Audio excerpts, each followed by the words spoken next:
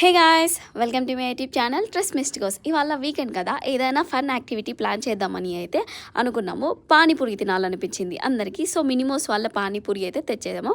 50 rupees అయితే cost పడింది.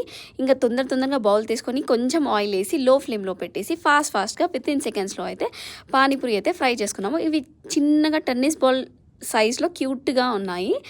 So తొందరగా అయితే ఫ్రై చేసేసుకున్నాము మేమైతే పానీపూరికి జ్యూస్ కావాలి కదా, అది కూడా ట్రై చేసాము. ఇంట్లోనే ప్రిపేర్ చేసుకున్నాము.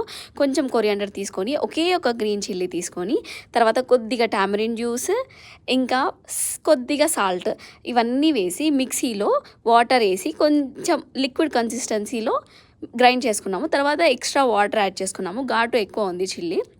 దాని తర్వాత పానీపూరిలో స్టఫ్ చేసి తినడానికి అయితే ఆనియన్ అయితే కట్ చేసుకున్నాము.